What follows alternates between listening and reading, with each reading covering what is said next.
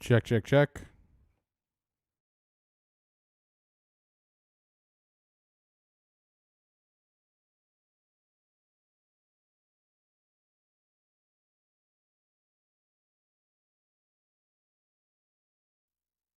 Check, check, check.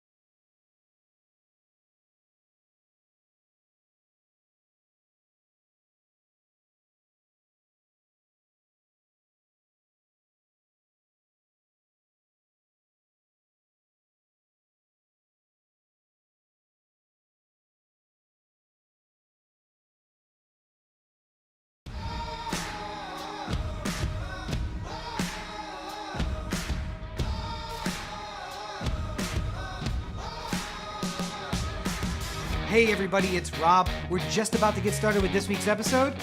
Less than 10 minutes left. While you got a couple of minutes here, why don't you go check out OTheAnthem.com. It's where you can find everything OThe Anthem, including the merch store, the podcast, and all of the videos. Open up a new tab. Anchor.fm/OThe Anthem is the place where you can get direct links to all the podcatchers you use to listen to our show every week. Did you know we record every episode live on Facebook? Of course you do. But make sure that you're liking the page and turning on notifications so you get notified when we go live. We make a ton of video content between the podcast, the short films, Heretics. YouTube.com/OThe Anthem is the place for it all. And of course you can find me on any social network at Robert N. Cheap. And me at LegendCB5. And you can find the podcast at OThe Anthem on all your social networks.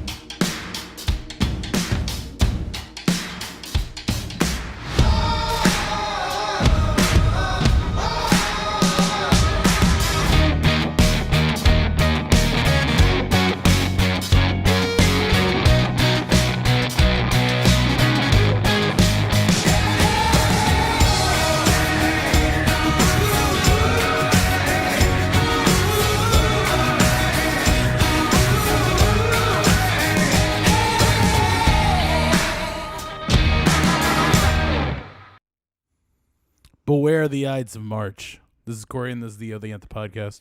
Much like Daily Savings Time, we're going to tell you when it's an hour, and it is really an hour, but it feels like so much more. Good afternoon, and welcome to episode 362 of the Anthem podcast, coming to you from the hashtag OTA LA Studios, high above the 110 freeway in downtown Los Angeles, California. Thank you for joining us. Yeah, thank you for listening on your podcatcher of choice, the easiest way, anchor.fm/OTheAnthem. And, of course, you can join us live, Facebook and Twitter, or not anymore, Facebook and Twitch and YouTube, The Anthem, where we record every episode live on Mondays. And you can come join us in the Discord where you can put your comments in. And I joke about the episode being a little long, but Corey already had to deal with my hour-long rant in our pre-show, so that's out of my system. We had 45 minutes of before we even started talking about what we were going to talk about on this show of Rob rants. So hopefully, well, no, it's a topic of the show. I just waxed poetic about that and all of the issues related to that. Yeah. So it's not important. Certainly, it has nothing to do with our number one topic of the week, which is what, Corey? Well, not the number one topic. Just we usually start with personal stuff up front. Okay. So the most important topic. We usually start with personal stuff up top. I'm just saying. Mm-hmm. So today, as of the day that this episode released, and why wouldn't you listen to it on the day that it was released? Right. I will be getting my first dose of the COVID vaccine. Not sure whether it's the Pfizer or the Moderna, but I'm fine either way. It's not the Johnson & Johnson, though. No. Because you have to make a second appointment. So Right, and the Johnson & Johnson isn't quite available yet because they've already dispersed what they have available, I was gonna say, and they're in making California, more. yes. I think in general, just like you might be able to get it places, but it's not like what they have right now is what they have. Okay. So I was fair because I could fly home to Maryland and get it tomorrow. yeah, but here I am in the largest city in the country. yeah. In the largest county in the country. Yeah, I mean, it always the problem is that it's so different depending on what state you live in, depending on what kind of where you are in the line. But I was deemed worthy of it because I'm fat, so I will go get it tomorrow so that my obesity doesn't kill me in this way. Well, I was gonna say it's there's It's a ticking time bomb. Eventually, it'll happen. But like. For the meantime, at the very least, I can keep myself from getting COVID. So there's that. Or at least getting COVID in a destructive manner. Right. And I think we said about Johnson & Johnson weeks ago. Like, yeah, it's less effective, but 100% chance or 100% proven that it will not put you in the hospital or that you'll die from COVID. Right. Which is really all I'm looking for. Stay off the ventilator and stay out of the morgue. I mean, if I knew that I would have a tiny bout of COVID, like one of those, like, oh, I was a little bit stuffy for a day or two, but nothing else, like, I think a lot of us would have signed up for that. Oh, I get to eat an onion on TikTok and be like, I can't even taste it. Yeah, that'd be great. Yeah. Chicken pox party, like where we find somebody who has a very light case and then all the kids come over for a sleepover. Yeah, basically. Yeah, I'd do that. But this keeps me from having to do that, or guarantees that if I do get the virus, that it'll hopefully only be the mild variation of it. A mild version. And because Corey is amongst the 3 million people in the city of Los Angeles who are getting vaccinated, something like that. Yeah. I think we're heading towards 3 million. We'll have 500,000 in 2 weeks' time. Yeah. From last week and this week, so hopefully that means we're closing on 3 million if we got 500,000 in 2 weeks. But Los Angeles has, for the first time since April 2020, so nearly a year, entered the red tier. And the red tier means a couple of things that are important to us specifically. Yeah. Every restaurant can open again. So even places that offered carryout before but closed because the dining room is how they really made their money will be back open again, so we can order carryout. Dining rooms are open again. Well, the indoor will be open, but it's still a limit. I think it's still 25% on the indoors. For now. Yeah. Yeah, we'll see. But most importantly, movie theaters are open again. Yes, as of today recording, tomorrow you listening.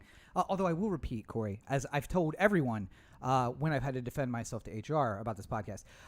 We advocate downloading and not listening. Just download and then delete, and it's fine. You don't even have to listen to it. I mean, maybe just listen to the quip at the beginning, and then you're just like, oh, I got enough of this, and then stop listening. I found myself making the argument, listen. Download it on several devices. Don't listen anywhere. Like, we tell the people to download and not listen. So whoever's reporting this is just not even following our directions when it comes to that. We have specific rules. So with theaters reopening, it of course means we can return to the theaters. And I think the rule is 35% or less filled.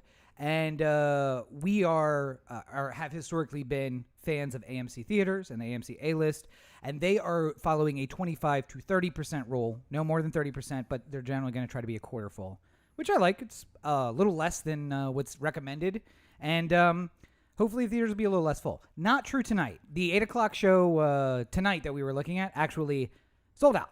It sold out the 30% or whatever. So I'm sure a lot of people are anxious to get out and go do things. That's good. We're in the red tier. We'll see. Snippet of the conversation Corey and I had earlier. It's something I said on the podcast weeks and months ago. We're sacrificing our working class in order to open up the economy, because I guarantee you 50% of the people who are going back to work now don't qualify for a vaccine.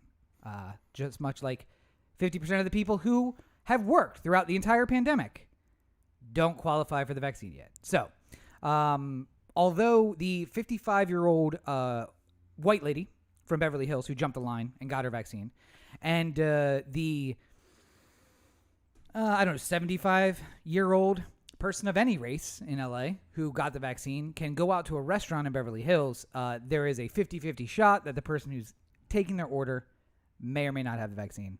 So if they die, my point as it stands now, and it will stand until the end of this, thousands of people needlessly dying because economy.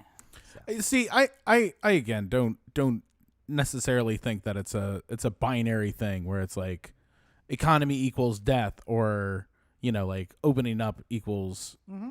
I think that if everyone, this is the big if, because people are so flagrantly stupid in this country that it's impossible to do almost anything with the best of intentions 100% completely right. But I think there is a way that I could be on set right now, mm-hmm. because I think we found a way to do this in a safe enough manner. So I don't need to stay home just because I can go out and work if I choose to. I don't think that's me putting myself at undue risk for the economy. That's me having to make decisions about having to go to work at some point. Like I can't just continuously be not working forever. Never hear me argue that Americans are not the dumbest people in the world. Because listen, our direction is download, don't listen, and you're listening to the podcast. I don't know if it gets any more clear than that. But the final point of personal news this week is that I've decided to become a supervillain. So, the rant that Corey had to hear this morning, or an hour ago. It felt like it started when it was still light. Yeah, I'm sure it did feel that long. It was still light outside when we started, so that must have been sometime between 6 and 8, depending on, I have no reference anymore. I left work at 5:30, and it looked like it was noon. And I was just like, I don't know what's going on right now. But I've decided to become a supervillain. I've also realized that with the stimulus, by the way, I can now survive 5 years in many tropical places. So I can have enough to live at my same level of living in the United States, only in somewhere tropical, like Belize, let's say, mm-hmm. for 5 years without working. So my plan is to find some developing country where maybe I can turn that 5 years into one, but I also live in a lair inside a volcano, perhaps. And that sounds like it's cutting into the budget of the. It's significant. Cutting 5 years down to one. Yeah. Obviously, the sharks with lasers on their heads. I don't know if that's going to be in the budget or not. It's not necessary at this moment, but eventually you're going to want that. I would think so, and it's all about whether that the supervillainy brings a profit at some point. I feel like sharks with lasers is a lot like whether or not you should form an LLC. You know it when it's right. The time will make itself evident to you. Yeah, if you add up the books and you're just like, why am I spending so much? Why am I spending so much on sharks and lasers instead of just getting sharks and I should lasers? really just be writing this off. Nonetheless, I haven't decided exactly what my first act of supervillainy, and I say supervillain, and someone corrected me at work when I brought that up, and I said, you'll remember that not every villain who goes against superheroes is super. Lex Luthor is just a really smart guy. Yeah. And also rich. See, but I feel like a supervillain and villain is kind of like the model v supermodel discussion. I feel like there's I seem to remember the line used to be, if you made more than $1 million, you were a supermodel. I don't know if that bar has gone up with inflation. Well, much like Dr. Evil, who held the world at ransom for $1 million. Yeah. Perhaps that's a low bar. Yeah. Yeah. Perhaps you have to be at like a $5 million range to be a supermodel these days. But I feel villainy much the same. Because like you can be a villain, but if you're only tormenting 2 people, then you're not a supervillain. You need to torment a wider swath of the population to get to the supervillain level. So if one was to, develop a new virus into an aerosol and spray it in public so that people who stayed safely at home did not get infected. Yeah. And this virus can't be spread person to person. It's only at first infection. So literally millions die because they were too selfish to stay in their home and save the lives of their neighbors and friends. Yeah. Would that, at this point we're at 50% of the U.S. population is basically that. So 150 million dead, is that enough to be supervillain? I think that qualifies. I would imagine the bar is a lot lower. Okay, so I'm going to move to the tropics and become a supervillain.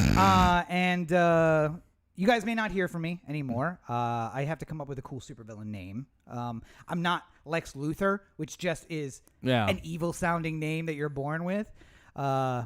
Unfortunately, my parents, Denzel maybe sounds a little more evil than, it's the Z sound and the X sound. I think, really? Yeah. So I'll have to come up with If you something. could get a K in there, K is not only the funniest letter, but also the evilest. The evilest letter. So, an X, a Z, and a K. Yeah. This sounds like the worst game of Scrabble ever. Like Ezekiel. Although Ezekiel is very biblical, maybe I could just get all the verses from Ezekiel about the end of the world tattooed on me. And Yeah, there we go. Ezekiel. I feel like we're workshopping something. We're gonna have to get a little more. Anyway, point being, live in fear, because the era of my supervillainy is about to begin. And on that note, so if that sounded like it came out of a South Park script, it didn't. That's my real life. But Professor Chaos. with a K? Is it Chaos? No. Okay. No, it should have been though. Yeah. Should have been. Yeah. So I feel like we should talk about. Corey turned me on last week to the fact that South Park wasn't back, but that they put out a new special.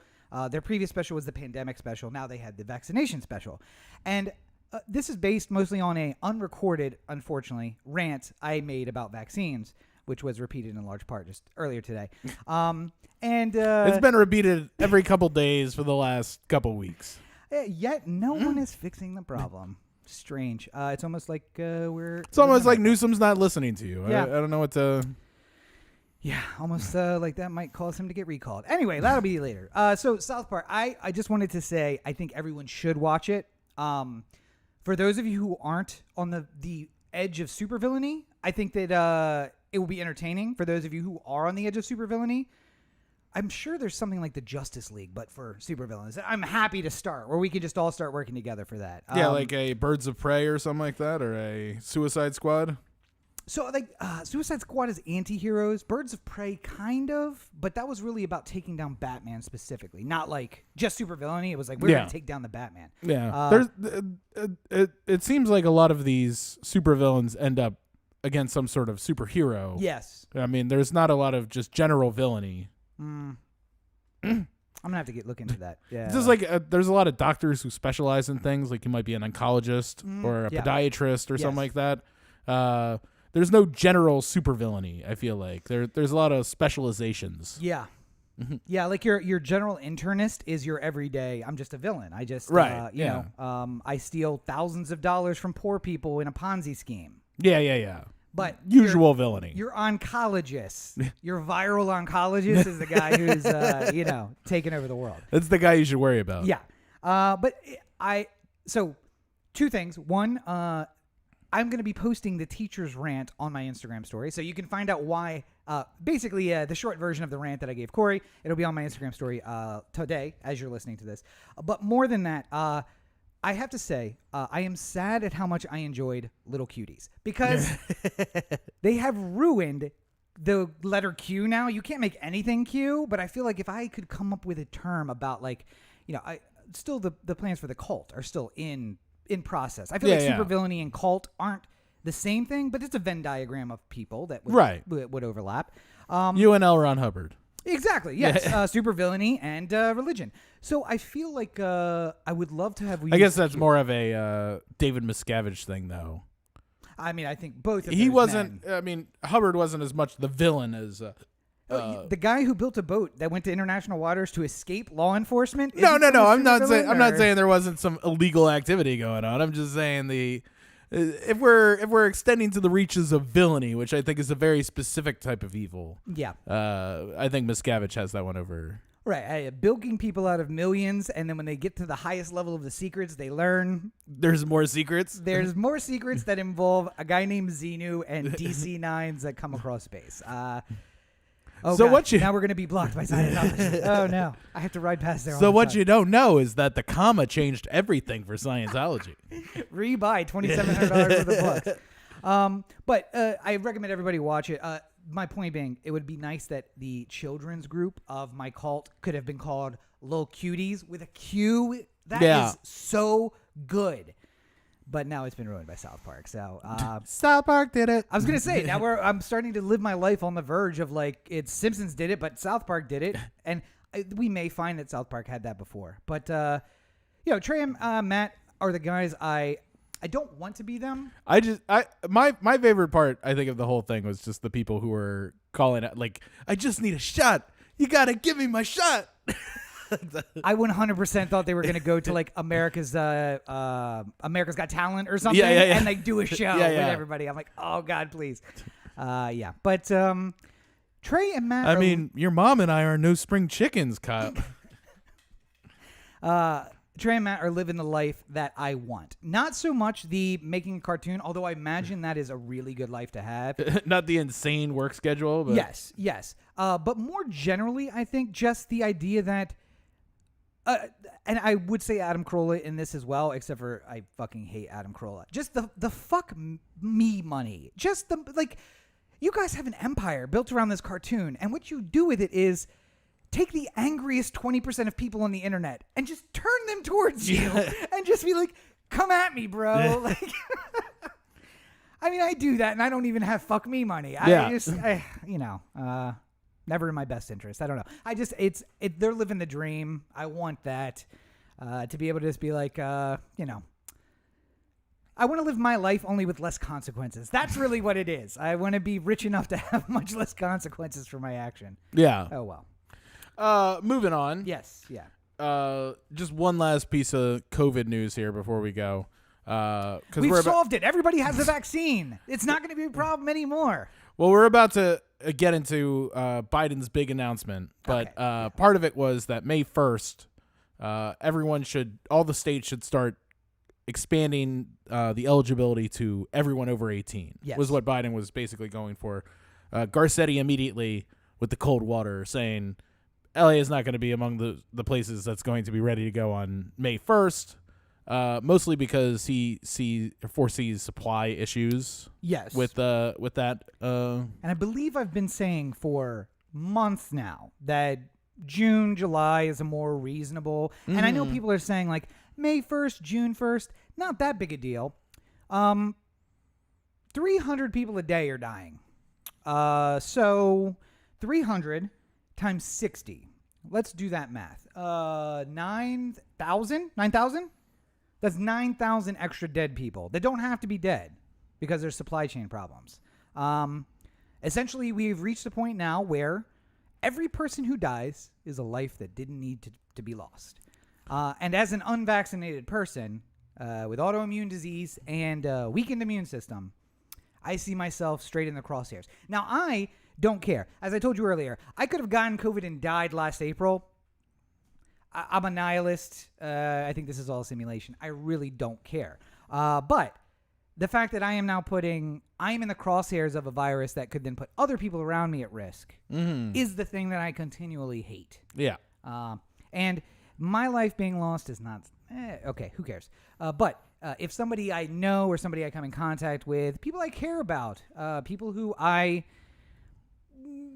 don't hate. Yeah.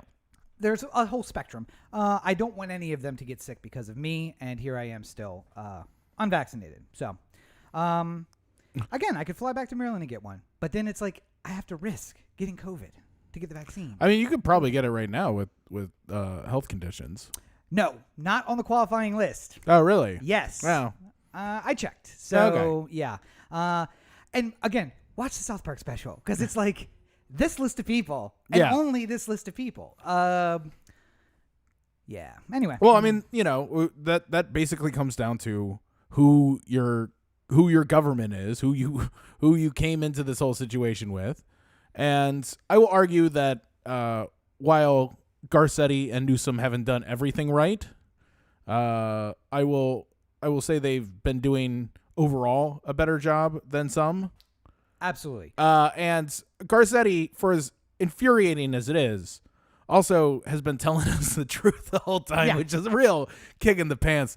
Because, back a year ago, when he was just like, guys, we might be dealing with this until summer of 2021. And we were all like, fuck you, Eric. We're not. Why are you such a wet blanket? Yeah, it's gonna be over in like a week. Just chill out. No, he's been giving us the news we don't want to get. As opposed to Newsom has been trying not to give us the news we don't want to get, but still telling us eventually through like somebody associated with the governor's office has informed us of this might last longer than we thought. One last callback to Pandemic Daddy. Yeah. Stimulus. What do we call him? Fuck. Pandemic Daddy. Pandemic Daddy. Yeah. Of the list, we have Gavin Newsom. Yeah. Facing a recall. Right. We have Andrew Cuomo. Disgraced.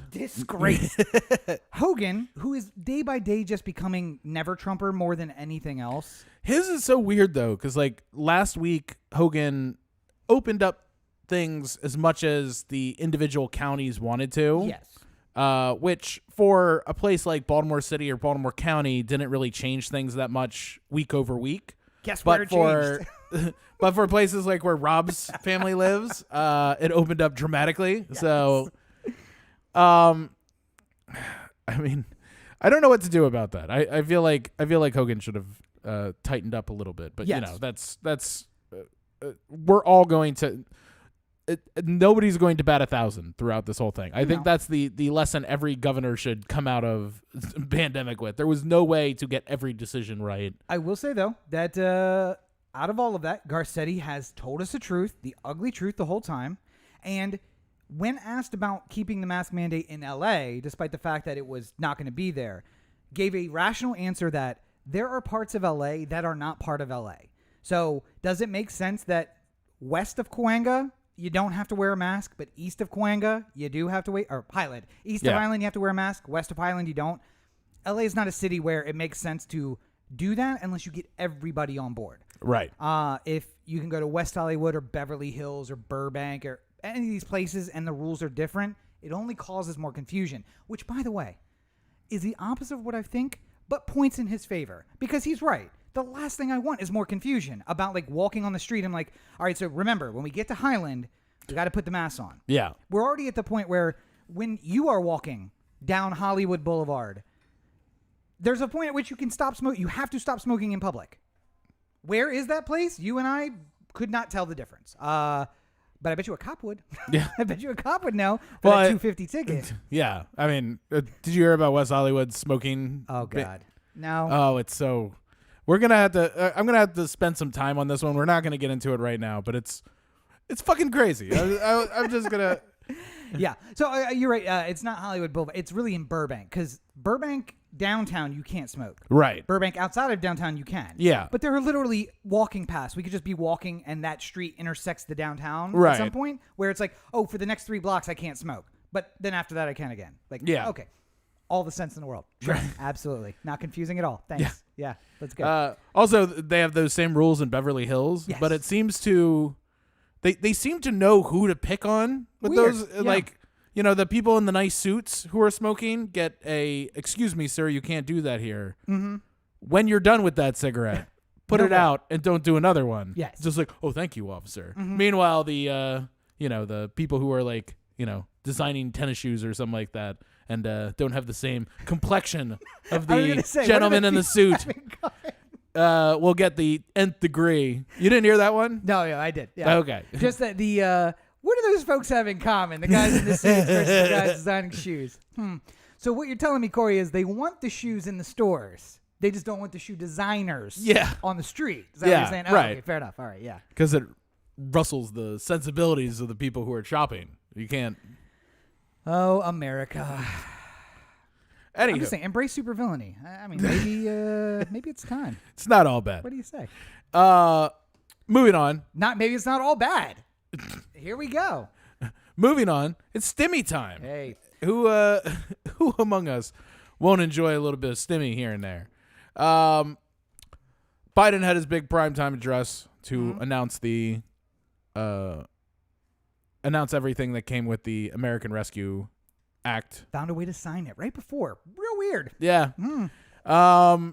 And then made the declaration that by May 1st, he wants all states to open up to 18 plus, regardless of where they are in the process. And I know this is an audio format, but I want everyone to picture that little asterisk, just like from Blackish, popping up on the screen. Like, everyone will have it by May 1st.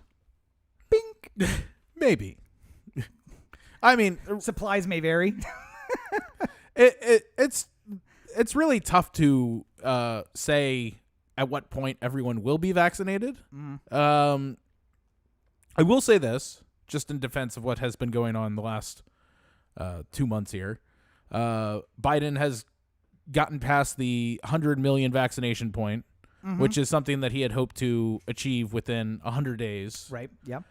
It was only 3 weeks ago that we were at the 50 million, or a month ago, something like that. We were at 50 million. So, things are getting going quicker. Yes.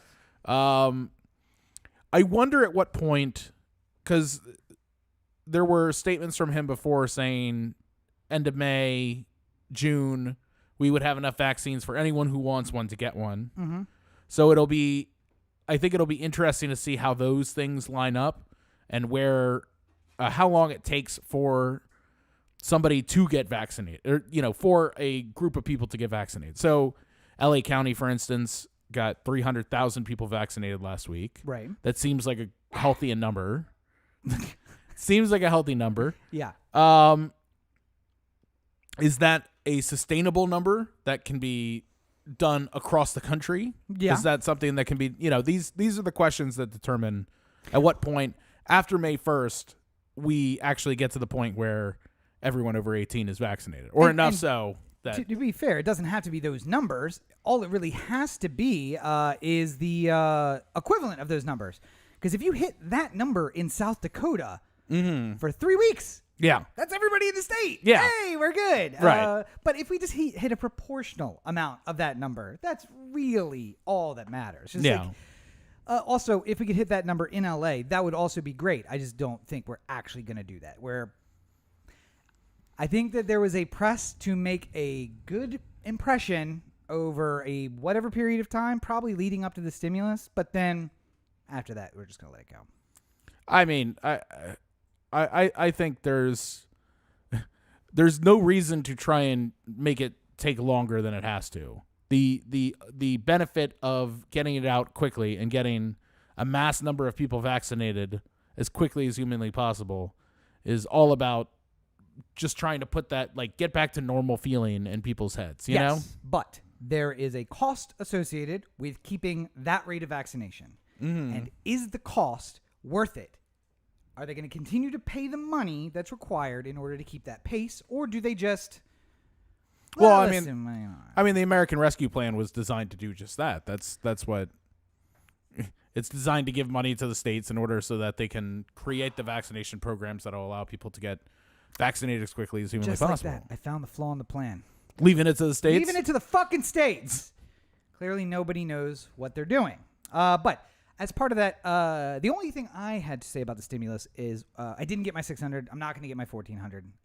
I will get a stimulus at some point in probably June when my stimulus is refunded from the company that I did my taxes with last year back to the federal government and then comes to me through the company that I choose to do this year. Unless I choose the same company, but I don't think I am. Yeah. Because I have a company I can do it through for free this year, like last year when I did it for free through another company. Yeah. So, I won't get any interest on that. I'll get it eventually. Luckily, I'm not starving to death or about to get kicked out of my apartment, because if that were the case, it would be much more difficult. Yeah. But okay. So the other thing I hate about the stimulus is that there are grown people, perhaps a man who's 37 years old, who you've been friends with for like an adult period of time, like 18 years, who starts using words like stimmy. Listen, trying to hit the SEO here, baby. There are so many grown people on my Instagram, my Facebook, who since Mandalorian came out, and then it's like pictures of little baby Yoda, and then we're gonna talk like babies, and now they started talking about chicken nuggies and stimmies, and yes, Roberto, that's exactly my reaction. It drives you guys can't see Roberto, but he's shaking his head, and it drives me insane. You'd be able to see it if you didn't cover up the webcam. I know. He's so paranoid. But I said, well, stimulus is coming, so you'll be able to take that vacation or something. Like somebody was talking about, we wanted to go away for the weekend, but not everybody had the money to go. I'm like, stimulus is coming. And they said, you mean the stimmy? And I said, no. The stimulus check that is going to be signed by the grown man that lives in the White House. Actually, it's not. It's signed by the Treasury Secretary. Yeah. Nonetheless, because, by the way, checks won't be delayed because they need to be signed by the guy in the White House. Good news. Signed by the Treasury Secretary, who's also a grown man, who is, I believe, in his 60s, authorized by a grown man who's in his 70s, to this grown man who's in his late 30s. And all that entire time, it was a stimulus check. Now, when it enters your bank account and you decide to spend it on chicky nuggies, then perhaps it's a stimmy. But to me, it will be a stimulus, and it remains a stimulus. But That's again, we are slaves to the SEO, so stimulus it is. Another, speaking of grown folks and grown folk shit, just quickly, Deb Holland is a name that means nothing to any of you, and that's okay. It doesn't have to mean anything to you, because it's going to mean a lot to about 12 million people. Deb Holland was the first Native American or First Nations member of First Nations who was elected to Congress. And that was a huge, huge thing. And you're probably saying to yourself, wow, what was that? Like 1910? But then you're like, Deb, that's a woman's name. So maybe it was in the 60s or something. Oh, no. That was in 2016. She won her seat to Congress. First Nations member, Native American, to go into Congress. Well, now she has the privileged position of having been confirmed by the Senate to the Department of the Interior. And that's important. Why, Corey? Because of the Office of Indian Affairs. And you might say to yourself, Corey, that doesn't seem very PC. And we would say, that's what it's called. I don't know. It's actually called that. It's 2021, and it is called the Department of Indian Affairs. And they have Chief Wahoo as the logo. It's so racist. No, okay, that part's not true. But so Deb Holland is now the first. All right, they'll be the spiders soon enough. Deb Holland is the first First Nations member, the first Native American, to head up the Department of the Interior since its founding. Now, there is arguably a founding that could go all the way back to the British Protectorate of the Colonies, where they had a Department of the Interior, which followed and was covering two things: wildlands, which were areas controlled by the Crown in the New World, and Indian Affairs. It has literally only covered that thing forever. And then wildlands became like territories, and then got added to the, once Teddy Roosevelt got in office, the Parks Department got added in. But essentially, Indian Affairs is all they have ever been responsible Though for. the Interior is still, the Park Department is inside of Interior, right? Yeah. It's just they keep adding departments in. Right. Much like Homeland Security, just absorbing stuff and bringing it in. Like Space Force. Yes. That's DOD, though. Maybe that's my route to supervillainy. Join the Space Force. And then mutiny. And we take over. A space mutiny. Do a space mutiny. I just like to see you like slowly spinning within the zero gravity of the space station, just going like mutiny. I don't know why. I just think of Matt Damon. Attica. I think Matt Damon from The Martian, where he's like, guys, I want you to be clear with this. That what's the word? The M word for water. Moisture? No, it's a law that covers the oceans. Maritime. Oh, yeah. Space is covered by maritime law, and I am occupying a vehicle that is not controlled by me and therefore taking ownership of it. Technically, that makes me a space pirate. I kind of want to be a space pirate. Maybe I should join Space Force. But the point is, Deb Holland, in its 230-year history or so, she's the first Native American First Nations member who is heading the department, whose at times sole authority was Indian Affairs, which is sad, but also great. Fantastic that we are finally putting someone who has lived under the control of the department in charge of the department. And listen, I am under no false belief that something will change. Meet the old boss, same as the new boss. Biden is the same as Trump. Trump was the same as Obama. Obama was the same as Bush. These are all the same people. Mm-hmm. If you think Joe Biden is a leftist, you may not be paying attention, because I've seen no evidence of that thus far. But good for progress, even if it is only symbolic. I'll still take it, even if it's only symbolic. So, and speaking of the ex-president, speaking of the 45th president, because as you know, he is now the holder of the office of the 45th president, which is not a thing, but it's also, the office of the president-elect, also not a thing. Obama made that up. Right. And now everybody does it. So apparently if you're president, you can just make stuff up all the time. So he is now facing a bit of trouble. Yeah, we were wondering at what point the indictments might start coming for Trump. Brooks, I swear you like turning that light on so much. Well, as we know, there was already an indictment, Corey. He was indicted by Congress. Well, yes. I ain't gonna worry about it no more. He's licking the pole. It's literally there's no win. Apparently Michael Cohen has met with the Southern District of New York several times in the last couple weeks. Now, as a reminder, who's Michael Cohen? Michael Cohen was the personal attorney for Trump, the one who facilitated the payment to Stormy Daniels for covering up of the sex with Trump. Oh, he's the one that you would not want to see a movie about, because it's basically about a snitch the whole time. Yeah. Okay. Yeah. Yeah, it's like the very awful version of Judas and the Black Messiah. Yeah, the only thing redeeming about that movie to Corey is that it was about black people. Judas and the Orange Messiah. Oh my God. Can we please? Can we shoot that as a short? Can we just make a short of that? Oh my God. Patent pending. Judas and the Orange Messiah. Now, is that cultural appropriation, or is that just like... I think it's wrong in many ways. Yes, yeah. But I think we could figure out a way to make it... You remember what I said about wanting to be Matt and Trey and like, turning vast majority getting everyone angry at us? Yeah. I'm sure calling him the Orange Messiah is number one on the list of things that people are going to object to. Yes, I'm sure it will be. Won't be the end of the list, but will certainly be on the list.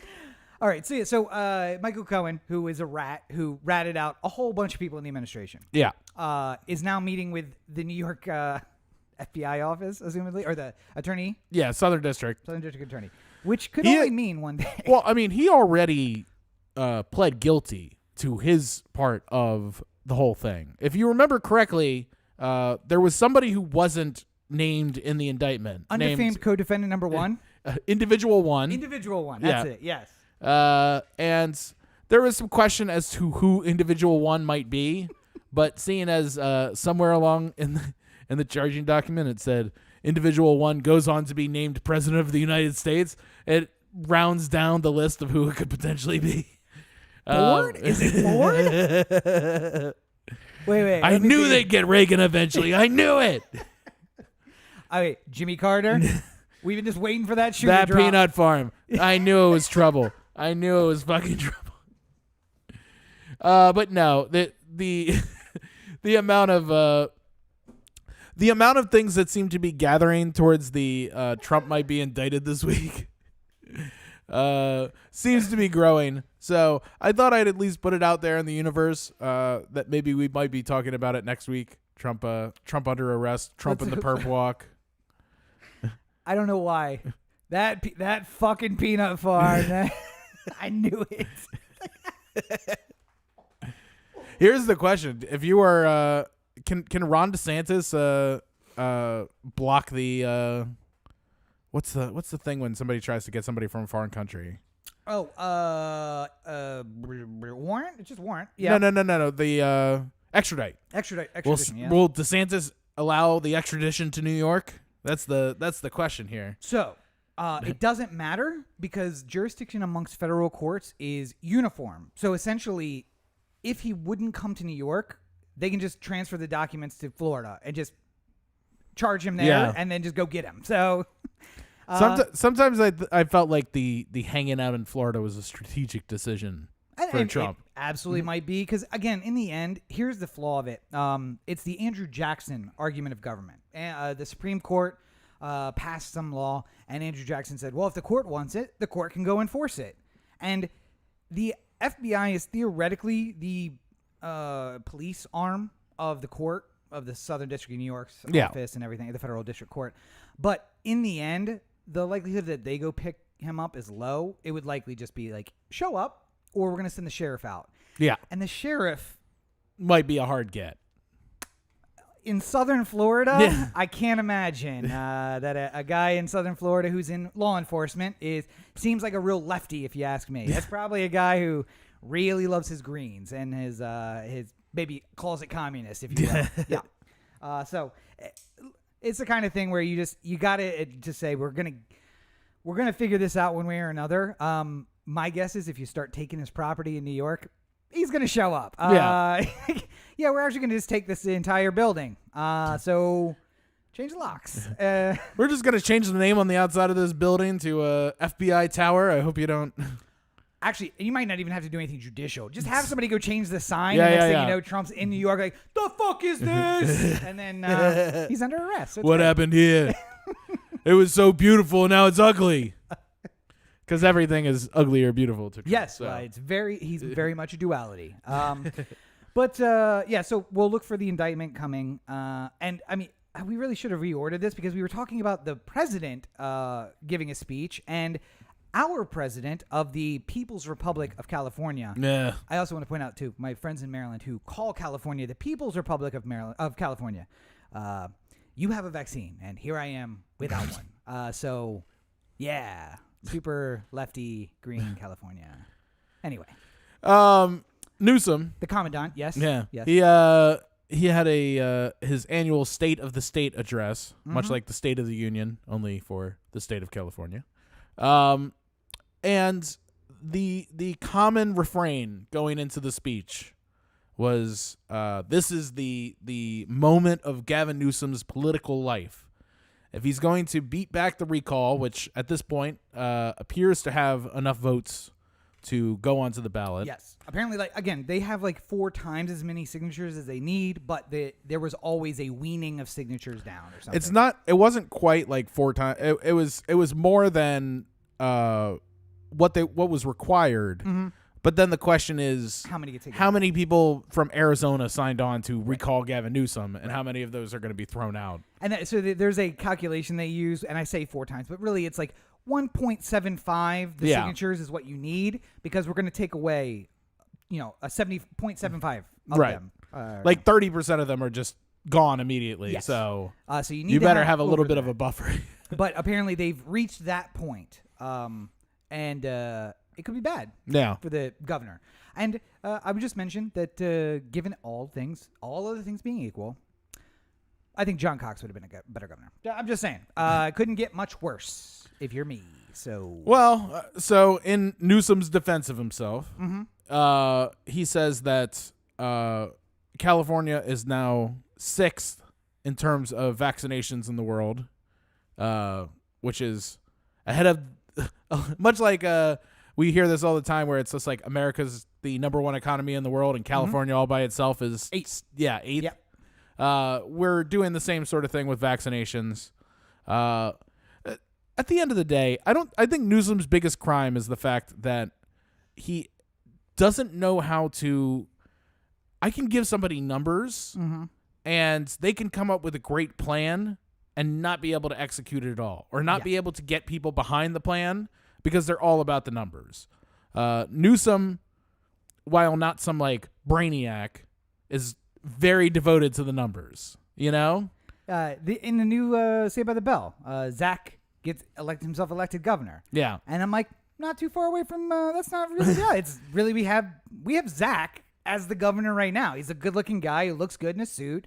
And if you listen casually, sounds really good. Yeah. But if you really listen to what he has to say, then you're like, is he just throwing Screech under the bus? I don't really understand. It's Newsom in particular, it's hard because he's just not good at being a public speaker or expressing himself in any kind of meaningful way. And it's you can see it moving, but you can see that he doesn't know how it works though at the same time. Yeah. So like the State of the State address happened at Dodger Stadium. And you know, all the seats were empty behind him and stuff like that. He's just got a podium in the outfield. Oh, I thought he was on the pitcher's mound. Was he in the outfield? No, he's like in center field. Okay. They built a little dais and stuff like that. And his point in doing it in Dodger Stadium was, you know, there's 54,000 people who've died of COVID in the state of California, roughly the same amount as the number of empty seats behind me. Yes. And, you know, it could have been I don't want to use the word powerful, but it could have been a powerful moment to to express like the loss that has happened. But it never seems like he's grasped it as like a concept of like people dead. Looks it's fake like as shit. Yeah, Everything is fucking fake. Yes. Yeah. It's so tough to. It's like I'm glad I don't live in a place like South Dakota where they're just like, go fuck yourself, figure it out. But at the same time, I wish Newsom was just better at this. And it's the same thing we've been talking about with O'Malley forever. It's just like eventually this just catches up to you. Like you can be a by the numbers guy, but if you don't have anything that gets people inspired to get behind you, then there's nothing you can do. The O'Malley presidential campaign was a perfect indicament of a perfect example of this because, you know, he had a lot of progressive plans, not quite Bernie progressive, but more so than Hillary. Like he was finding a nice middle ground in the progressive 2020 lane. Might have been a really good year for the O'Malley. Yeah, if he would have not done it in 2016 and held out to 2020. Yes. But the problem is, at a certain point, if you want to win a presidential election, you got to go to you got to go to Iowa, and you just got to convince 200 people to show up at a gym and hear you talk. Yeah. And if nobody's interested in doing that much, then you don't really have a chance of winning at all. Like it's like the bare minimum of entry to a degree. The O'Malley problem is that the plan sounds great and everything seems like it makes sense. But again, like Newsom, he didn't understand it well enough to explain it simply enough that 200 people at a gymnasium will walk into the classroom that has his name on it. There are people I know who are sitting there like, this all sounds good. And I don't trust things that just sound good and don't seem to make sense. Because that's what the snake oil salesmen do. And funny thing, O'Malley and Newsom both been compared to snake oil salesmen. Yeah. And maybe aptly, because in the end, it comes down to the fact that you need to be able... The reason I liked... I I almost called him Buttafuoco. I have a girl who works for me whose last name is Buttafuoco. That's not his name. Related? No, not related. Although she was like, how the hell do you know how to spell that? I'm like, because I was alive in the 90s. I know who that is. Do you not know? She did. She was just like, nobody else knows who that is. Okay. Oh, okay. So you have the name, so you know. But like, I know because I was alive in 94. So I saw it on TV a lot. I know how to spell it. Anyway, that's not his name. Mayor of South Bend, now transportation. Buttigieg. Yeah. Jesus Christ, yeah. Close though, right? That's not too far. Yeah. The reason I like Buttigieg is because for me, do we call ourselves political? A couple episodes ago, wonks. We're kind of wonky. In that way. Yeah. And he walked this fine line between I am going to explain this to you, maybe a half step beyond the average person, but just close enough that the average person's like, I bet you I would understand that if I knew more. And that is that sometimes that works well, sometimes it doesn't. And if it turns out you're a centrist and there's just a really popular old centrist, you're not gonna be good at that. I think I came up with the perfect analogy here. Okay, go ahead. Yeah. So it's kind of like the different types of Coke you can purchase. Peruvian, Colombian. No, not like that. Like Coca-Cola. Oh, okay. All right, my fault. So we've lived different lives, Corey. Regular Coke, just like Coca-Cola Classic, is kind of like a Cuomo. Like it's hard edge. It's 100%. It's there's no half measure in this. It's just the full Monty of Coke. And eventually we find out it raped several women. Eventually you find out that it gropes people and it makes you uncomfortable and you're just like, not Coke. Why? That's the one I like the most. Sounds a little like Joe Biden. Anyway, go ahead. Yeah. Whereas like Newsom and O'Malley are kind of like Diet Coke. Okay. It's just like, it's kind of like Coke, but it's boring and not at all like Coke at the same time. Mm-hmm. Like it just makes you want a Coke as opposed to... Like you're happy that you're with a healthier option, but at the same time you really just want the Coke instead. Yep. Pete was kind of like the Coke Zero. Okay. Where it's just like the Coke taste, but all the health savings of the Diet Coke, like. But in times of crisis, you go to what you know. You go to your Joe Bidens, your Coke Classics. Yeah. And then we had Sanders, who's Tab. Just nothing like what you're used to. Sanders is good water. It's just it's clean out the spigot. You don't even need to worry about it after that. It's just good. Maybe that works in Vermont. That doesn't play everywhere in the country. Some places don't have. Flint doesn't want to hear your example about tap water and how it's good. Listen, I had nothing to do with that. I sent bottles of water. I think how my Bernie is a little restrained, and your Bernie is kind of like Nixon. Yeah, no, I try to walk that fine line. I'm like, if Nixon was a Jewish, that's basically, I go for Jewish Nixon. I'm like, Larry David doing an impression of Nixon, that's what I'm aiming for. Yeah. I do think yours is closer, but I like crazy hair. I'm going nuts, Bernie, way more than I do calm at the debates, Bernie. So fair enough. But it's not Flint, Michigan, but another place where poor black people are abused a lot. Minneapolis, Minnesota. Yes. And not to make a hard transition, but again, try not to run for 2 hours. Sorry, guys. We go back to Minneapolis for literally the only reason the major news networks go back to Minneapolis. The George Floyd case had the development. So Derek Chauvin case. Well, I'm sorry. Yes, now the Derek Chauvin case. I prefer to keep in mind the victim, not the perpetrator. Yeah. I don't like to say his name because fuck him. And that is unless I will like say his name if you let me kneel on his neck for 8 minutes and 27 seconds. Then I'll say his name all day. Yeah. Mostly it'll be at the end of the phrase of "fuck you, Derek Chauvin." Yeah. As I kneel on his neck. But anyway. We're going back there, not because of the trial. Last week we talked about the trial being delayed, jury selection being delayed, but for a different reason this week. Yes. The city of Minneapolis has come together with the family of George Floyd to settle his death to the tune of $27 million. $27 million. The largest such settlement of this kind. Mm-hmm. And unfortunately, right, I'm not telling not saying anything that I don't think most people don't already know when they hear that the settlement was $27 million, but Chauvin is going to find some ways to not be guilty at the end of this whole thing. Yeah. Whether it's a mistrial, whether or not it's, not enough evidence to convict, whatever it ends up being, $27 million is a sorry this is about to happen kind of settlement.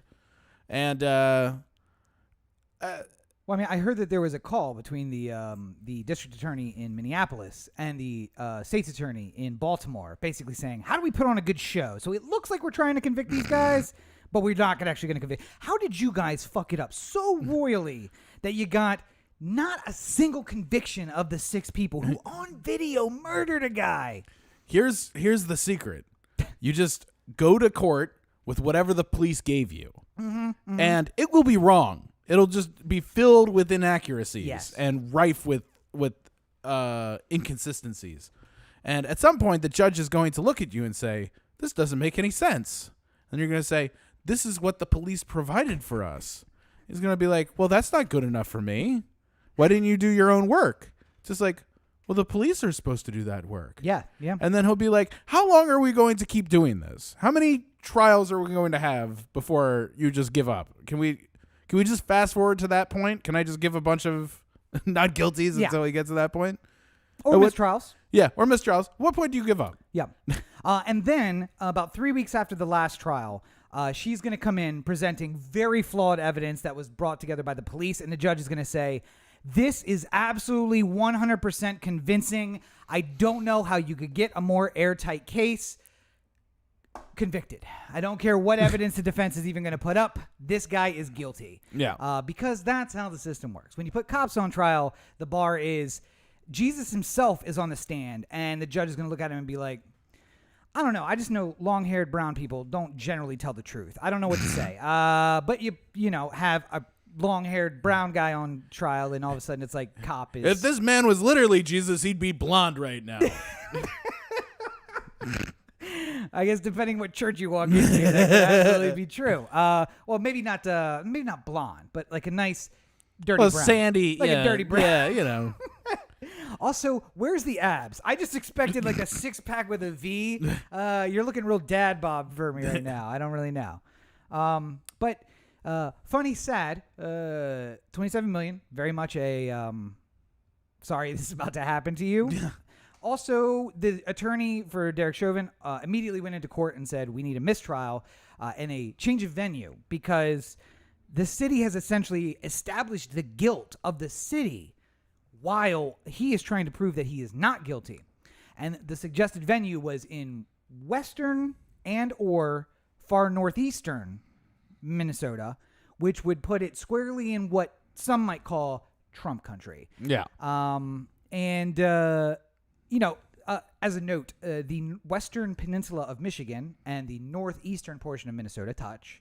And the western peninsula of Michigan is where the guys who were going to kidnap the governor of Michigan were going to take her. It's heavy militia zone. Yeah. Yeah. So if you think that an invisible line in the woods between western Michigan and northeastern Minnesota really changes anything, I mean, I did say Americans were the dumbest people in the world, so maybe that. I don't know what to tell you. And just something I want to keep on everyone's radar coming to the summer. Senator Cruz, who is a popular topic of conversation for us, has decided... Ted Cruz! Can you do fuck the military in that voice?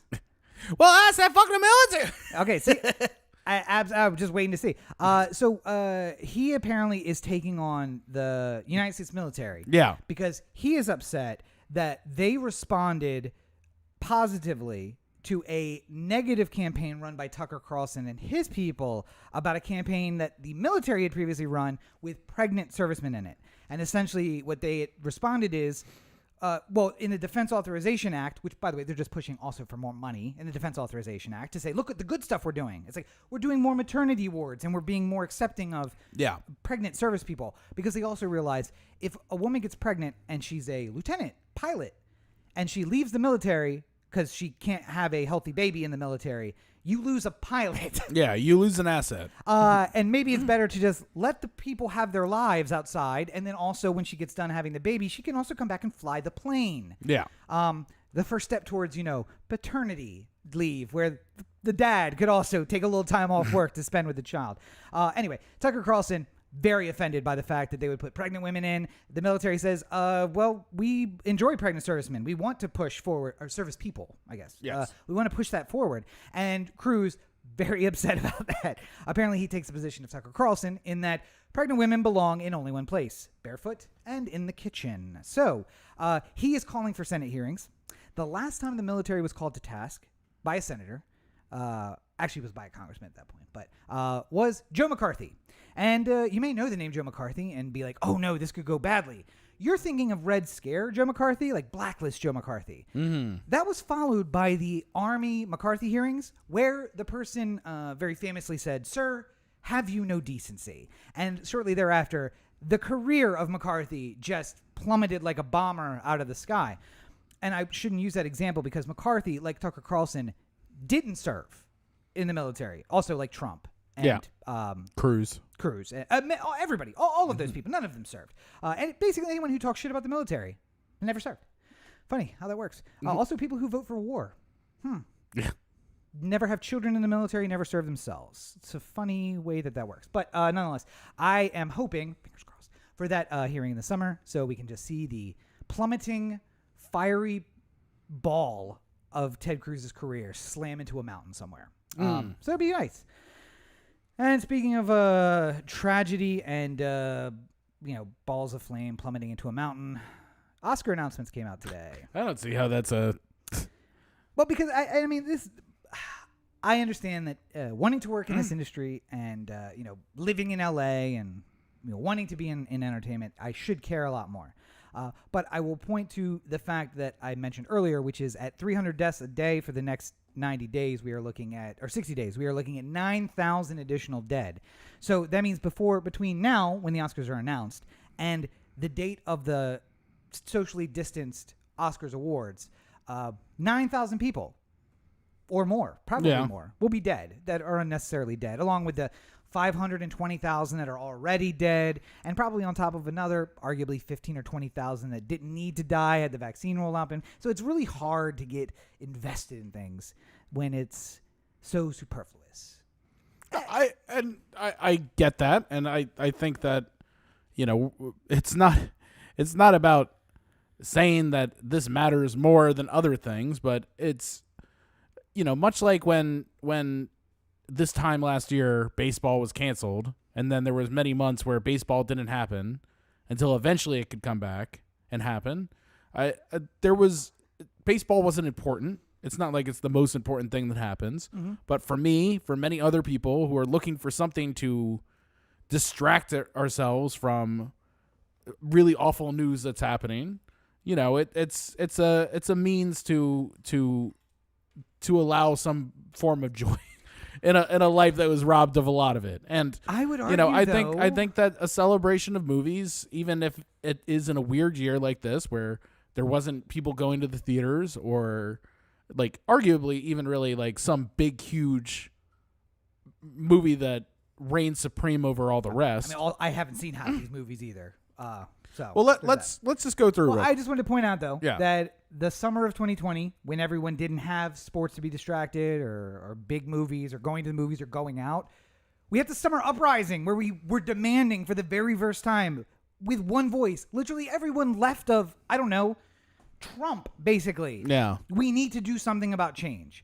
And then as soon as they were like, oh shit, this is about to hit a critical mass, they're like, let's open up restaurants again. Let's let people go do stuff. And then the valve was just released and bled off. So maybe it would be good to not have sports, to not have movies, to not focus on these things. So we start looking.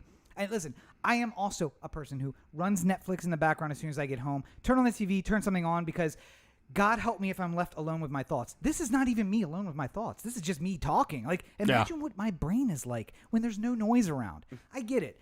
But maybe it would be good for our society to just have none of that again and either decide to burn it all down and start over again or become accepting of the situation as it is without the distraction of something else taking our attention away. So the pictures that are nominated for Best Picture: Sound of Metal, Mank, Minari, Promising Young Woman. Apologies. The Father, Judas and the Black Messiah, The Trial of the Chicago 7, and Nomadland. Was there anything that you saw this past year that made you say that was robbed, or that you feel like? I know there's a lot of these movies that neither one of us have been able to see. Oh no, I'm thinking back, and it's weird because it's been a weird year. I feel like at some point during the pandemic, I saw Avengers Endgame, Avatar, Titanic. How long have we been in quarantine? I don't remember. Years, but... Yeah, but I feel like all of those were very deserving of nomination, and they didn't get nominated. Unfortunately, for whatever reason, they weren't available for this year. So okay, fair enough. Listen, if I was to make a list, unfortunately, it would kind of come out of like fall movies, which is why they release things like that in the fall. Yeah. My list would include Trial of the Chicago 7. It would include Judas and the Black Messiah. And the second film on that list, which was... Mank? Mank, yeah. Yes. Those three, I've seen probably 5 of that list. Those 3 were probably on my, like... hopefully they're nominated list. I was a little worried it was going to be Trial of the Chicago 7 or Judas and the Black Messiah. Like, listen... One movie, you guys get one. We're not going to give you both of them, just get one. So I'm happy that both of those are. The other movies, listen, Nomadland, I want to see. We're talking about that being the first movie we see back in the theater. A Promising Young Woman. I feel like I saw something for that. I don't even know where that is. Where is that? I don't know offhand. I haven't seen that one either. I know The Father was one that was like released at Sundance and maybe just now is coming out on some sort of streaming service. We got to start getting screeners. Otherwise, we're not going to see all these movies. I personally didn't like Judas and the Black Messiah to the idea that it'd be nominated for Best Picture. Racist. Right? I really enjoyed parts of that movie, but then I also have philosophical flaws with it too. Mm-hmm. For one, even though Lakeith Stanfield is an incredibly gifted actor and did a wonderful job in the movie, I hated his character from the fucking minute I saw him. Well, and I didn't like the whole, like, hey, let's make this guy, like, this cool, like, totally... I thought it was weird that you suggested that Tom Hanks be the one who has Lakeith Stanfield's role. Not the suggestion I really would have thought, but, I mean, it makes sense, Not the suggestion I made either. Rob's just putting... Also, the other actor that Corey can't stand and wouldn't want to see nominated... It would have gone more for the I hate this character though. I mean, yeah. Actually, it might have made sense. But you know what? I do hate this character. I hate him a lot. I will say this.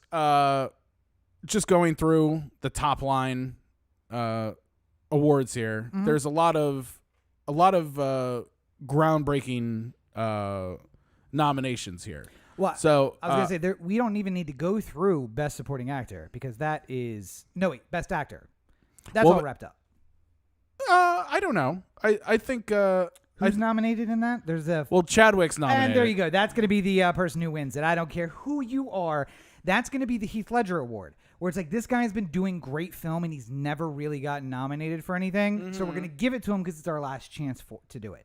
Was the Joker Heath's best character ever? Oh, that's right. Yeah, you know what? Because I forgot that he wasn't nominated for Best Supporting. I thought he might have. And they moved both Lakeith and Daniel Kaluuya down to support Kaluuya down to supporting actor. Whatever. That dude did a fake Jamaican accent on the I almost said the Grammys. Golden Globes. Anyway, not important.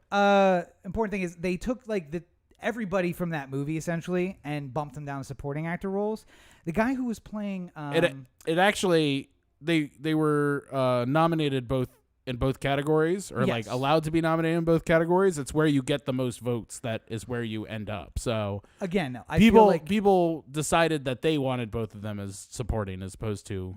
Because I feel like they were like, so Chadwick's gonna win this Best Actor, right? Okay, so let's put these guys against each other in the supporting category. Yeah, I mean, who else is in that? Who else is nominated for Best Actor? Anthony Hopkins in The Father. Yep. Riz Ahmed from Sound of Metal, Stephen Yeun from Minari, and Gary Oldman from Mank. Okay. Now, Gary Oldman got his a couple years ago, so he's out. Hopkins?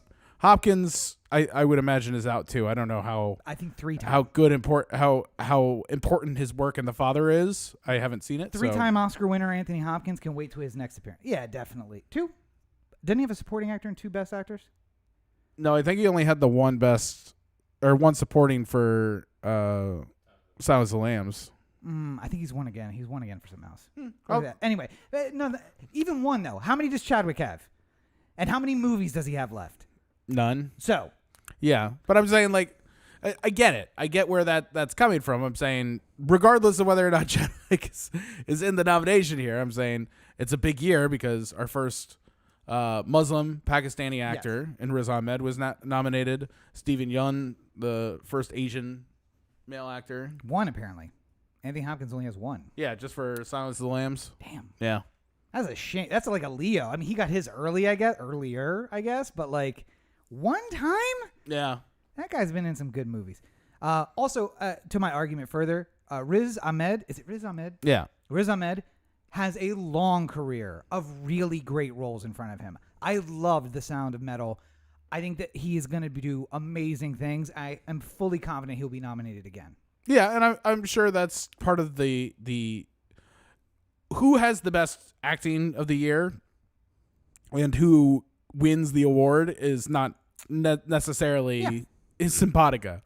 I mean, like, I imagine, just going over to Best Actress, Frances McDermott or Viola Davis are sort of the leaders in the clubhouse going in. Yep.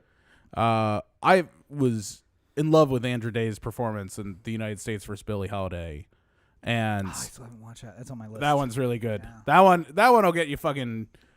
You wanna know how to do a fucking shitty character just the right way? Mm-hmm. Fucking United States vs. Billie Holiday. Watch the director of the Bureau of Narcotics the entire movie, and you're just like, oh, this guy's fucking awful. And they made the guy fucking awful. The character is fucking awful. Anytime he walks in the room, you're just like, I hate your face.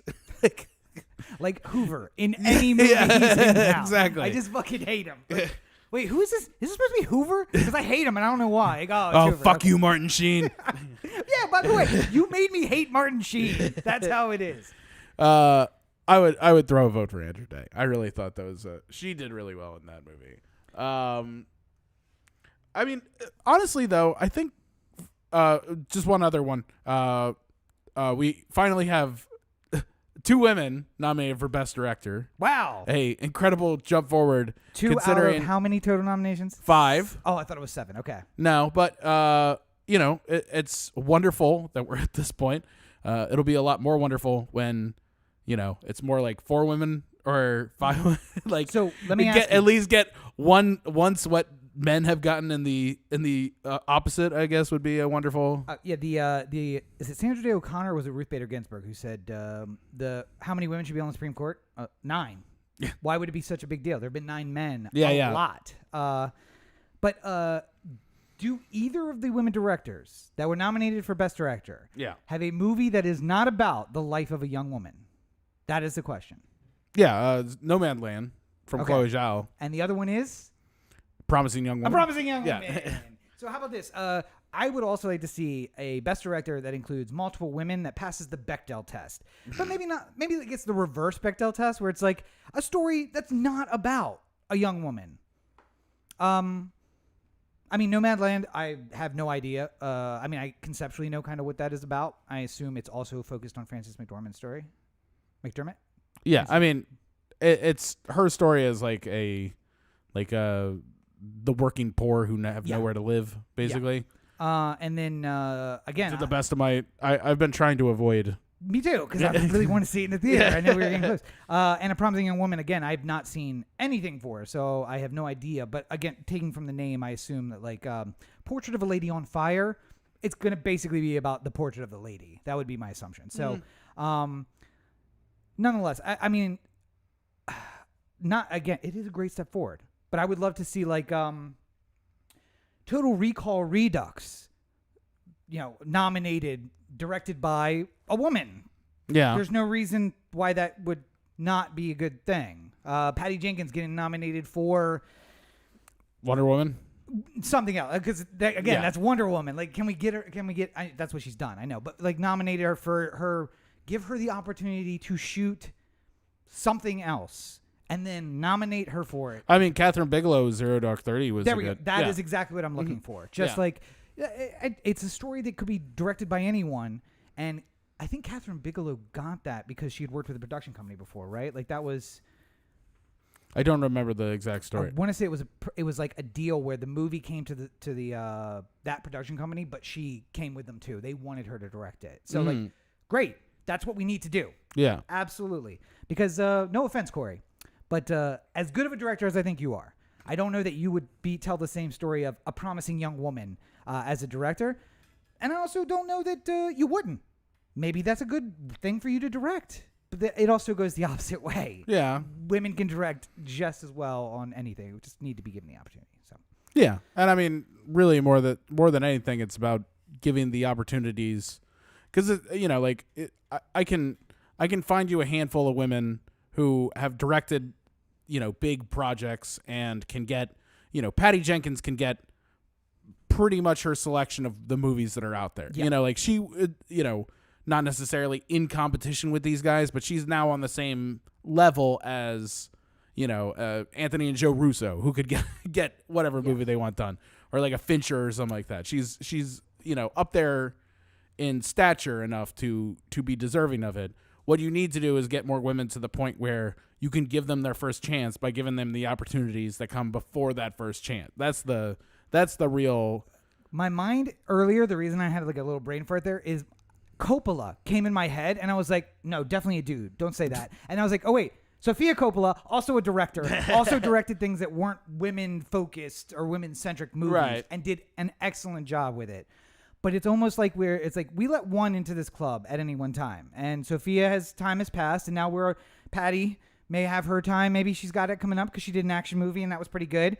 Catherine Bigelow had a chance. She was there for a while, but like, we're standing at the door saying only one allowed at any one time. We're going to nominate 2 directors. Well, you did that cute one about a 17-year-old girl, right? Okay, great. You can come in too, and we're going to let this other one come in, but no more. That's it.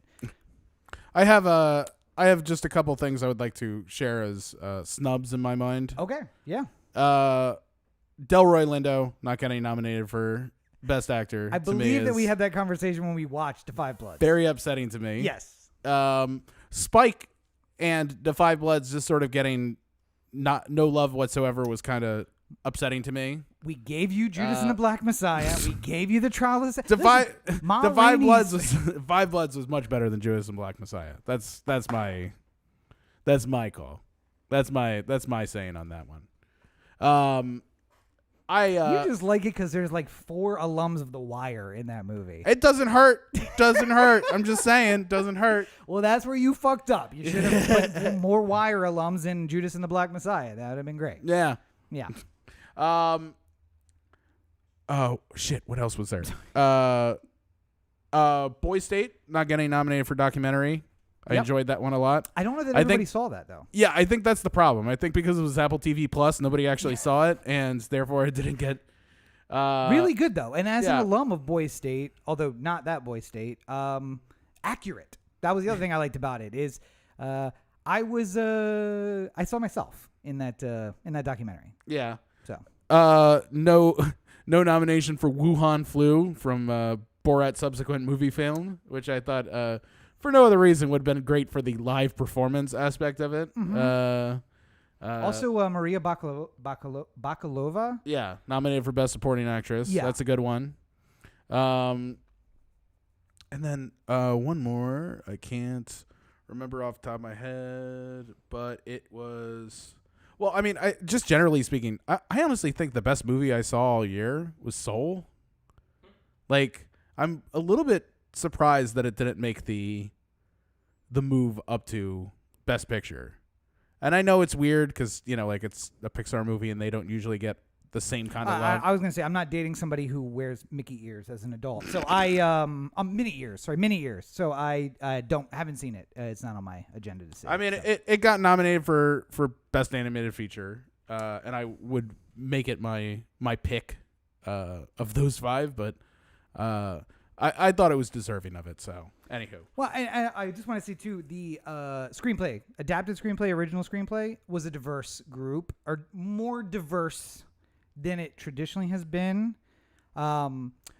which doesn't necessarily mean racially diverse. I think there were several people of color who were nominated in the categories, but there was also, honestly, diversity as far as different backgrounds. And it's not like, and no offense, because I love all of these writers, but it's not typically these guys. It's typically guys like these guys. It's John August and Craig Mazin and a bunch of people you've heard before. Yeah. And there's a lot of new names and diverse backgrounds. Again, the guys who wrote Moonlight, which was adapted screenplay, right? No, was it original screenplay? Adapted screenplay? I can't remember. I want to say adapted.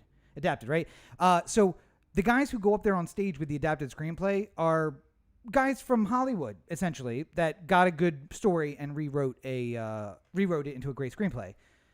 I like to see when there's more people out, and that is completely selfish on my part, because I am not diverse, as I said before we started. I am white. You can see it because I'm blown out. I'm completely like Corey has a nice Irish red going on. At least that. I don't even have that. I'm just white. So diversity not really in the background, but diversity of story. Certainly, working class parents and college, etc. So I like to see diversity of story, if nothing else, and not just the same 5 guys who keep writing every year. Yeah, and then one final thing. This doesn't need to be a big, huge deal, but Nick Marchakis decided to call it an end to a long career, 15 years in the majors. A favorite of ours through the Oriole years. Yep. Nicholas! And I'm just I just wish him the best. I love Nick Marchakis so much. He's not going to be a Hall of Famer. He just doesn't have that kind of stat sheet. But in my mind, he was one of those great Orioles who kept things together during the lean years. He'll probably be in the Orioles Hall of Fame. I'm sure. Yeah. I'm sure he will be. And I still think back from time to time of one of the saddest moments being when he broke his hand in the Yankee series. Yeah. And Buck was damn near crying in the press conference, going he's been through so many lean years, and we finally get to the playoffs and he broke his hand. Yeah.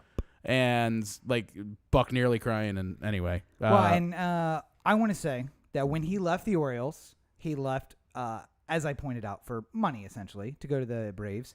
And I said the only way that this is forgivable is if he's looking for a retirement package and he wants a little bit of extra money to go into the retirement years. And Nick, to your credit, you ran out your contract with the Braves and then you retired. So you were looking for a little bit more money to go into your retirement years. And I mean, it really wasn't that much more. It was only $1 million a year more. And that's what upset me at that point. I'm like, why would you leave the team that you have grown with for so long unless they said this and no more, and somebody else said, listen, we'll give you an extra $1.5 million a year, and you're thinking to yourself, I got 4 years left or 3 years left or whatever it was. Well, and he grew up in Georgia, so I'm sure that was important to him. But, right. The Orioles could have at any point matched that contract, and he probably would have come back. And they chose not to. Yeah. And again. And, he made an all-star appearance in that time. He was with the Braves as opposed to with the Orioles. And I will say, but for the record, all is forgiven. Yeah. You went for the money, and I get that. The Orioles could have matched it, and you would come back, but they didn't, and you didn't. But now you're retired. It's not as if you went there and then took less money on a 3-year contract extension to waste away in the Braves organization. Yeah. You did the contract, you got your money, and you left. So I understand. So fare thee well, Nicholas. Fare thee well, Nicholas. Good, nothing but good memories. So yeah. Well, you want to know where you can find other good memories? Where's that, Corey? OTheAnthem.com. Corey to OTheAnthem.com. The Anthem on Facebook, Twitter, Instagram, and the listener line 443-219-7595. Sorry, what's the number again? 443-219-7595. And you can find me at my website, CoreyBakerFilmmaker.com, Facebook.com/CoreyBakerFilm, and at LegendCB5 on Twitter, Instagram, and TikTok. New stuff in the works? Yes. Okay. Last week's plans got pushed to this week, so it's coming now. Oh, but I was just going to mention to everybody that we transitioned seamlessly there to the 4-year consideration segment. We skipped out on that brand new splash that's coming for 4-year consideration. I believe we're coming up on month 14. We're in a pandemic. Of waiting for that new splash. It's tough to get my actors in the same place at the same time. Yeah, if only the 2 actors from that were, I don't know, dating and always here every time I come here together. I mean, the napping schedule is certainly off. If I could just get all of you, like triplets, on the same napping schedule, I'm sure we could get a lot more done. But nonetheless, I would like to say big shout out to producer Roberto. He may yawn more often than producer Brooks during the episode, which certainly is not distracting whatsoever. But what he makes up for, what he lacks in enthusiasm, he makes up for in anal retentiveness, as was shown by his 5 hours of edits on a 2-minute reel. But you can find more of him at RTOAZN on Instagram and Twitter and TikTok. Facebook. There you go. Yeah. And Arizona Acting, if you're looking for an actor for your next project. Right? And is that right? Yes. Okay. And unlike producer Brooks, who turns on lights he doesn't need to. Well, listen, I will even take doing too much work for doing no work, basically, and yawning during the show. But you can find more of me at Robert and Cheek on all your social networks. Make sure you check out robertandcheek.com where you can find more about everything that I'm working on, including the books, which are available on Amazon. Barrow's Books. Thank you. And by the way, episode 362. Would have thought I would remember my lines by now, but what are you going to do? So we are working on edits of a lot of things, most importantly the books, which will be back on Amazon by the summertime, so that you don't have to pay $42 for a copy of any of the books, which is awesome, but also it doesn't come to me, so I don't really care. I'm going to put up a new $15 version of the book and undercut the market. So there's that coming. New video was supposed to go up today, and I realized after I left work that it didn't go live, despite the fact that I timed it to go live. So Kizik review or Kizik unboxing coming up, and the SandCloud, which was going to be later this week, will also be later this week, just on a different timeline because today's didn't go live. So, all right. Well, I think we've done good here today. We've done something. I don't know if it's good.